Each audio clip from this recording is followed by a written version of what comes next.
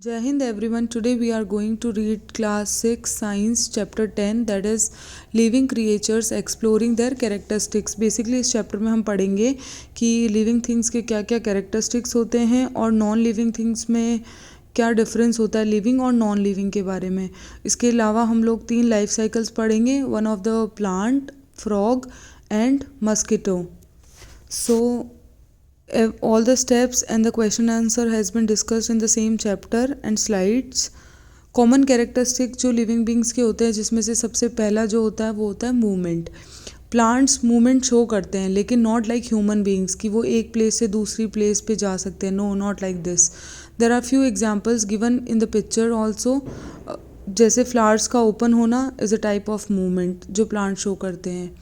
दूसरा होता है एक इंसेक्टिवोरस प्लांट्स होते हैं. इंसेक्टिवोरस प्लांट्स वो प्लांट्स होते हैं जो इंसेक्ट्स को खाते हैं. Basically they feed on insects. जैसे ड्रॉसेरा ट्रैप इंसेक्ट्स कैसे ट्रैप करेगा, उसके ऊपर एक स्टिकी हेयर होते हैं, उसकी हेल्प से वो उनको ट्रैप कर लेगा, इसीलिए उसको इंसेक्टिवोरस प्लांट्स बोलते हैं. Other example is climbers. Climbers क्या करते हैं कि वो ट्विस्ट अराउंड हो जाते हैं जो भी उनके नियर बाई ऑब्जेक्ट है. तो basically they are also showing some movement. Both the examples has been shown here in the picture. Movement जो होता है वो साइन होता है लाइफ का, लेकिन सारे मूवमेंट्स का मतलब ये नहीं होता है कि वो लिविंग है. जैसे कि car is a non living but वो मूव करती है. Second type is growth. Growth का मतलब होता है कि लिविंग बींग्स जो होते हैं वो साइज़ में ग्रो करते हैं. जैसे ह्यूमंस के फॉर्म में एग्जांपल क्या होगा कि पहले बेबीज़ होते हैं, फिर वो चाइल्ड बनेगा, फिर बॉय, फिर अडल्ट बनेगा, फिर ओल्ड एज में आएंगे. तो बेसिकली वो ग्रो कर रहे हैं. सिमिलर वे में ट्रीज़ भी ग्रो करते हैं साइज़ में. जैसे कि पहले वो सीड रहता है, सीड से वो सीडलिंग बनेगा, फिर उसके बाद में वो बिग ट्री बनेगा. तो ग्रोथ एक बहुत इंपॉर्टेंट फैक्टर होता है. जबकि नॉन लिविंग थिंग्स के अंदर अपन देखेंगे कि वो ग्रो नहीं करते हैं. जैसे if you take example of a car, तो जो कार है वो जिस साइज़ की हम लेकर आते हैं वो एंड तक वैसी ही साइज़ में रहती है, ना कि वो ग्रो करती है. थर्ड जो कैरेक्टरिस्टिक्स होता है जो लिविंग को नॉन लिविंग से डिफ्रेंशिएट करता है वो है न्यूट्रिशन. न्यूट्रिशन मतलब होता है कि हमारी बॉडी को कुछ ना कुछ रिक्वायरमेंट है, फ्यूल चाहिए होता है basically to sustain in a life. जैसे लिविंग थिंग्स को चाहिए होता है फूड ग्रो करने के लिए और एनर्जी के लिए, ताकि वो अपनी डेली लाइफ के काम कर सके. ह्यूमन बींग्स को इसीलिए ह्यूमन बींग्स जो होते हैं वो बैलेंस डाइट खाते हैं. जबकि प्लांट्स खुद का फूड जो है वो खुद प्रिपेयर करते हैं. कौन से प्रोसेस से? फोटोसिंथेसिस. और जो भी उनको न्यूट्रिएंट्स वगैरह चाहिए होते हैं वो सॉइल से अब्जॉर्ब कर लेते हैं. Here in the picture you can see two difference. Like human beings they need balanced diet, and in other picture you can see a plant which is preparing his own food with the help of some components like sunlight, carbon dioxide, water, photos and other nutrients. Fourth character of living beings is respiration. Basically respiration में क्या होता है कि हम लोग oxygen को inhale करते हैं और एक्सहेल करते हैं कार्बन डाइऑक्साइड को. जो ऑक्सीजन हम इनहेल करते हैं वो हमारी बॉडी को एनर्जी प्रोवाइड करता है, ताकि जितने भी प्रोसेस है, लाइफ प्रोसेस होते हैं हमारी बॉडी में, जैसे डाइजेशन, एक्सक्रीशन, वो सब वो कंडक्ट कर पाएँ. अब प्लांट्स भी रेस्पिरेशन करते हैं, पर प्लांट्स कैसे रेस्पिरेशन करेंगे? प्लांट्स की जो लीव्स होती है उसके ऊपर बहुत टाइनी मतलब बहुत छोटी पोर्स होती है जिसका नाम होता है स्टोमेटा. यहाँ पे पिक्चर में यू कैन सी कि जब हम माइक्रोस्कोप से देखते हैं तो we can see stomata also.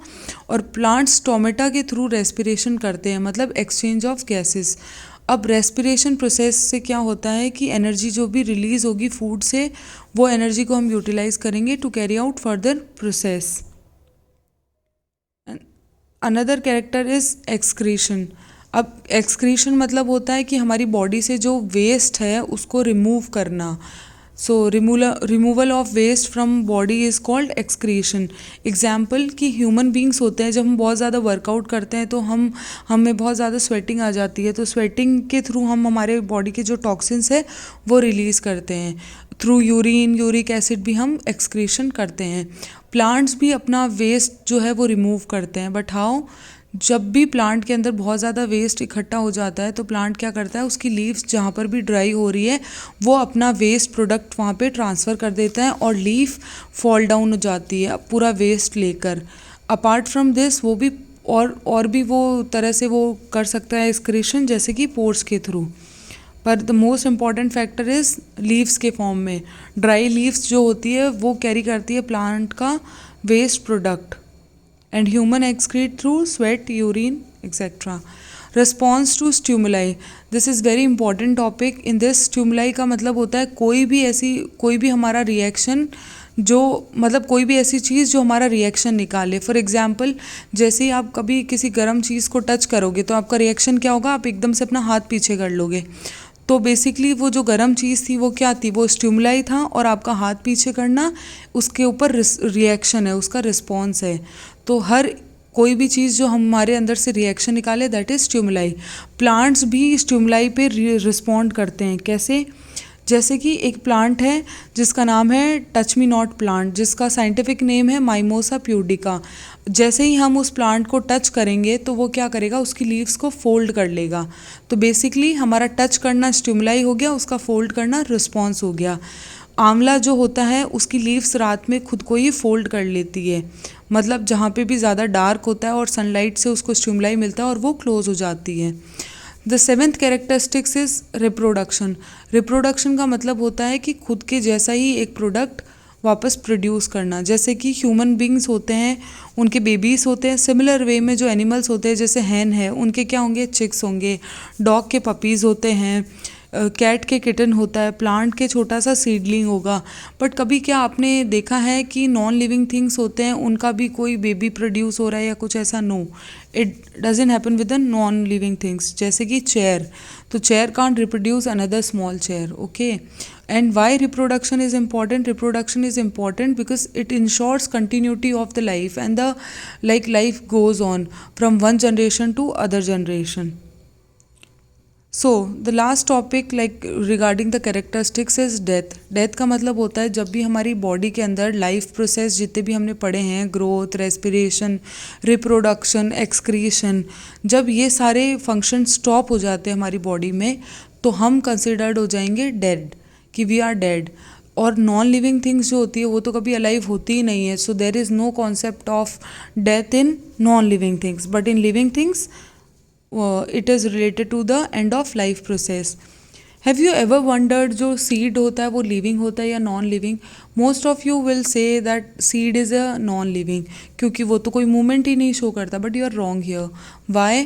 क्योंकि seed जो होता है वो living होता है, क्योंकि जब भी उसको correct conditions मिलेगी तो वो germinate करेगा। germinate मतलब जैसे आपने देखे होंगे स्प्राउट्स बनाना, तो उसमें क्या होता है, सीड जर्मिनेट ही तो करता है, तभी उसके एक छोटी सी लीफलेट आती है। पर आपने कभी सोचा है कि उसके लिए राइट कंडीशंस क्या है? यू हैव सीन और observes your mother in kitchen that when she grows the sprouts, तो वो क्या करती है, उनको थोड़ा सा सोख देती है पानी के अंदर और उनको थोड़ी सी एयर भी प्रोवाइड करती है, इससे वो जर्मिनेट करते हैं। And now most of you will say कि सनलाइट भी इंपॉर्टेंट होती है जर्मिनेशन के लिए। No, you are wrong here.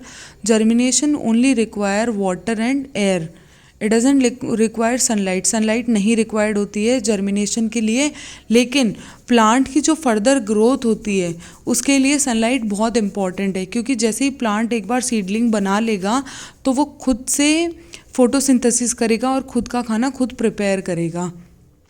अब ग्रोथ कैसे होती है प्लांट्स के अंदर और वो मूवमेंट कैसे शो करता है? जैसे कि आपने देखा होगा जब भी हम प्लांट ग्रो करते हैं तो बहुत सारे एक्सपेरिमेंट्स करे गए जिसमें प्लांट्स की पोजीशंस को चेंज करा गया। तो ये ऑब्जर्व किया गया कि प्लांट को किसी भी पोजीशन में रख दो, चाहे उसको उल्टा करके रखो इन्वर्टेड, या उसको एकदम इरेक्ट पोजीशन में रख दो, तो हमेशा क्या होगा, रूट्स डाउनवर्ड्स ही ग्रो करेगी ग्रेविटी के टुवर्ड्स, जिसको बोलते हैं जियोट्रोपिज्म। जियो मतलब towards gravity, tropism is a movement. Shoots जो है वो हमेशा सनलाइट की तरफ ही ग्रो करेगी। Here you can C a lamp and a plant, वो किस तरफ, वो लाइट की तरफ टिल्ट हो रखा है, क्योंकि वो क्या शो करता है, phototropism. Photo means light, tropism means movement. Then now we are going to study the life cycle of a plant. You can zoom it out this picture because it is a bit smaller and characters are not clearly visible, but I'll read out all the steps. तो first is seed. सबसे पहले एक plant को grow करने के लिए क्या चाहिए होता है? सीड. सीड के अंदर क्या होता है? एम्ब्रियो होता है और खाना भी स्टोर्ड रहता है. तो जैसे ही हम सीड को राइट कंडीशन देंगे, जैसे कि उसको वाटर देंगे, एयर देंगे, तो क्या होगा?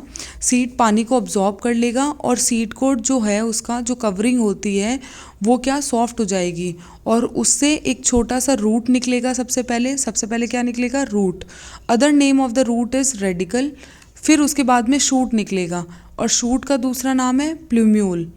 तो इस प्रोसेस को, रूट और शूट का निकलना, जब उसको राइट कंडीशन मिलती है तो उसको बोलते हैं जर्मिनेशन. नाउ यू विल सी कि उसके बाद में क्या हुआ? प्लांट थोड़ा सा ग्रो करेगा. अब उसकी लीव्स भी आने लग गई है. रूट्स तो पहले ही आ गई थी, अब उसकी लीव्स भी आ गई और जो रूट और शूट उसके आई थी वो अब थोड़ी और ग्रो होगी. तो जैसे ही प्लांट की लीफ आती है तो वो खुद का खाना खुद बनाते हैं. By which process? Through photosynthesis. अब प्लांट थोड़ा और स्ट्रॉन्ग ग्रो होगा तो वो मेच्योर बन जाएगा, मतलब उसकी स्टेम जो है वो अब वीक नहीं रहेगी, स्ट्रॉन्ग हो जाएगी. अब प्लांट ग्रो होने के बाद में क्या करेगा? फ्लावरिंग करेगा. फ्लावर्स आने लग जाएंगे उसके. फ्लावर्स ही रिप्रोडक्शन करवाते हैं और फ्लावर्स के बाद में क्या होगा? फ्रूट्स आएंगे. फ्रूट्स के अंदर सीड होते हैं और ऐसे ही प्लांट की जो लाइफ साइकिल है वो कंटिन्यू हो जाती है. फिर वापस एक नया प्लांट बनेगा और साइकिल, सेम साइकिल कंटिन्यू होगी. Next life cycle that we are going to study is mosquito. इसके अंदर क्या होता है? मॉस्किटो मच्छर. आप सबने देखा होगा मॉस्किटो कंप्लीट मेटामॉर्फोसिस जाता है 4 स्टेजेस में. मेटामॉर्फोसिस का मतलब होता है कि जब कोई चीज़ पैदा होती है तब वो बिल्कुल अलग दिखती है और जब वो अडल्ट होती है तो बिल्कुल ही चेंज हो जाती है. जो खुद का फॉर्म कम्प्लीटली कन्वर्ट कर देते हैं उसी को बोलते हैं मेटामॉर्फोसिस. तो मॉस्किटो की जो लाइफ साइकिल होती है उसमें सिर्फ 4 स्टेजेस हैं. फर्स्ट आपको देखना है, एग से ये स्टार्ट होता है. तो जो फीमेल मॉस्किटो होगी वो एक एग आके, जहाँ पर भी स्टेगनेंट वाटर मतलब रुका हुआ पानी, बेसिकली रुका हुआ पानी कहाँ पे होगा? गड्ढे, कूलर वगैरह में होता है. तो वहाँ पे जो फीमेल मॉस्किटो होगी वो आके अपना एग रिलीज़ कर देगी. और अब एग क्या करेगा? पूरे एक एग नहीं करती, बहुत सारे एग्स एक साथ रिलीज़ करती है. तो जब ये एक पानी, बहुत सारे एग्स जो है वो एक साथ फ्लोट कर रहे होते हैं झुंड में, तो इसको बोलते हैं एग राफ्ट. बेसिकली ये छोटी सी जो राफ्ट होती है, जहाज़, you can Google the word and you will see similar pictures. तो वो राफ्ट के फॉर्म में पानी पे फ्लोट कर रही होती है. सेकंड स्टेज होती है लार्वा, मतलब कि इसको विगलर भी बोलते हैं. विगलर इसलिए बोलते हैं कि 1-2 डेज़ के बाद में एग जो होता है वो फूटता है और उसमें से एक लार्वा निकलता है.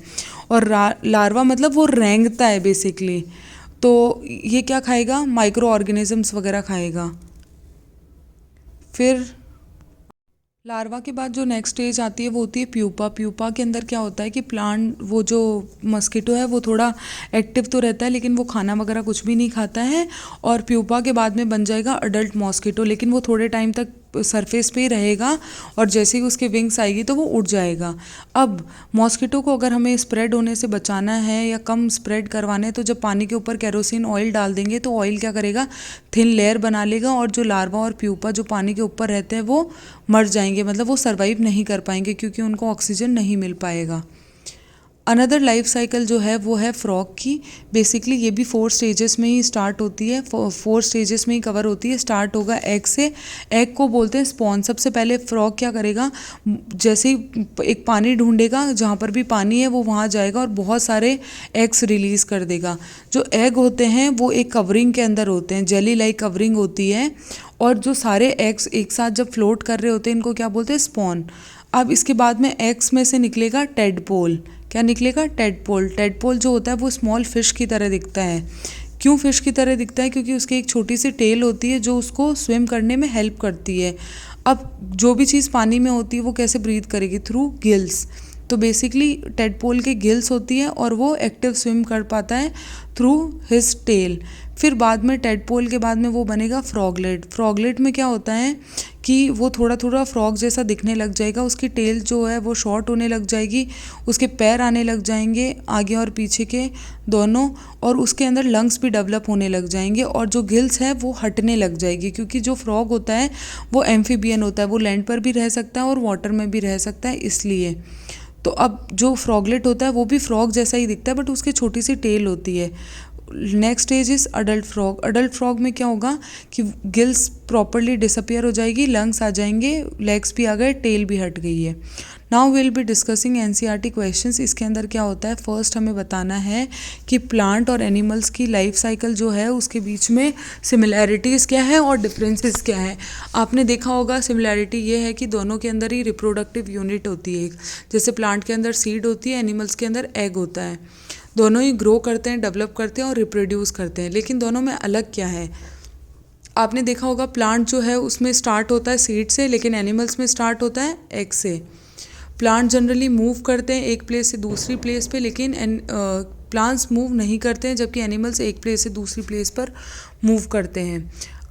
एनिमल्स जो होते हैं वो बना हुआ, मतलब खुद का बना हुआ नहीं, दूसरों का बना हुआ खाना खाते हैं, और जबकि प्लांट्स खुद का खाना खुद बनाते हैं। नेक्स्ट क्वेश्चन है कि जर्मिनेशन के लिए अपन ने बहुत सारी कंडीशंस पढ़ी थी कि क्या क्या रिक्वायर्ड है। तो अब अपन को बताना है कि जर्मिनेशन की जो नॉलेज है उसको यूज़ करके कि हम कैसे सीड्स वगैरह को स्टोर कर सकते हैं। तो बेसिकली अगर हम सीड को एयर टाइट कंटेनर में रखेंगे जहाँ पे पेस्ट कंट्रोल का पेस्ट प्रूफ भी है, तो उससे क्या होगा कि जर्मिनेट नहीं होंगे सीड्स और लॉन्ग टाइम तक रह पाएंगे। दूसरा, हमें उनको कूल और डार्क प्लेसेस पे रखना चाहिए ताकि उनकी बायोलॉजिकल एक्टिविटी स्लो डाउन हो जाती है, और नेचुरल रिपेलेंट्स यूज़ करने चाहिए जैसे कि नीम के पत्ते और ये सब, ताकि उनके अंदर वो डैमेज ना हो पाए इंसेक्ट्स वगैरह से। अच्छा, in fourth question there are two boys, they are discussing कि जो वुडन लॉग मतलब जो लकड़ी होती है पेड़ से कटने के बाद में, तो वो लिविंग है या नॉन लिविंग है। तो एक बोलता है कि वो लिविंग है, दूसरा बोलता है कि नहीं वो नॉन लिविंग है। तो बेसिकली इसका आंसर होगा कि वुडन लॉग जो है वो नॉन लिविंग है, क्योंकि वो अब ग्रो नहीं कर सकता, रेस्पायर नहीं कर सकता, रिप्रोड्यूस नहीं कर सकता है, इसीलिए। पर अभी ये जो वुडन लॉग बना है वो पहले लिविंग था, क्योंकि वो पेड़ का पार्ट था। Now that it is not part of that plant, so it is non living. अब अपन को बताना है कि जो लाइफ साइकिल मस्कीटो और फ्रॉग की थी उसके बीच में डिफरेंस क्या है और सिमिलैरिटी क्या है। सिमिलैरिटीज़ है कि दोनों अंडे देते हैं, पानी के अंदर ही देंगे, और दोनों में मेटामॉर्फोसिस होती है। डिफरेंस होगा कि मॉस्किटो के अंदर क्या होगा, एग होता है, लार्वा, प्यूपा और अडल्ट स्टेजेस होती है, जबकि फ्रॉग के अंदर एग, टेडपोल और फिर उसके बाद में फ्रॉगलेट और अडल्ट बनता है। टेडपोल के अंदर गिल्स होती है, जबकि मस्कीटो के अंदर गिल्स वगैरह कुछ नहीं होती है। ये एक फ्लाइंग इंसेक्ट होता है, जबकि जो हमारा फ्रॉग होता है वो क्या होता है, एम्फीबियन। और फ्रॉग के लेग्स भी होते हैं, लंग्स होते हैं, जबकि ये चीज़ें मस्कीटो के अंदर नहीं होती है। सो बेसिकली जब भी हमें डिफरेंस और सिमिलैरिटीज़ का अगर क्वेश्चन पूछा जाए तो we can draw the life cycles और उनकी स्टेप्स लिख दो, हेडिंग्स। नेक्स्ट क्वेश्चन, अगर हम लोग प्लांट को सूटेबल कंडीशंस दें तो आप क्या एक्सपेक्ट कर रहे हो कि शूट कैसे ग्रो होगी और रूट कैसे ग्रो होगी। तो ये टॉपिक हम ऑलरेडी पढ़ चुके हैं, उसके अंदर हमने यही देखा था जब एक्सपेरिमेंट करा था कि शूट जो है वो हमेशा अपवर्ड्स ग्रो करेगी और बेंड करेगी लाइट के टुवर्ड्स, तो इसको बोलते हैं फोटोट्रॉपिज्म। जबकि जो लीव्स होती है वो एक्सपेंड करती है और जो रूट होती है वो डाउनवर्ड्स ग्रो करती है, इसको बोलते हैं जियोट्रॉपिज्म। फिर इसका मतलब ये क्यों होता है, क्योंकि शूट जो होती है वो लाइट की तरफ ग्रो करती है ताकि वो फोटोसिंथेसिस वगैरह कर पाए, और रूट जो है वो डाउनवर्ड्स ग्रो करती है क्योंकि उसका फंक्शन ही होता है वाटर को अब्जॉर्ब करना। इसमें जो लास्ट चीज़ है जो अपन को कंसिडर करनी है वो होता है कि टेम्परेचर है वो भी जर्मिनेशन के लिए एक बहुत इंपॉर्टेंट फैक्टर है। सबसे अच्छा जर्मिनेशन वहाँ पर ही होगा जहाँ पर सूटेबल टेम्परेचर है, मतलब थोड़ा वार्म होना चाहिए, ना ज़्यादा कोल्ड ना ज़्यादा hot. Thank you for watching this video. If you have any doubt or you want me to make videos on any topic, you can just comment, and if you like my video, kindly like and subscribe. Thank you.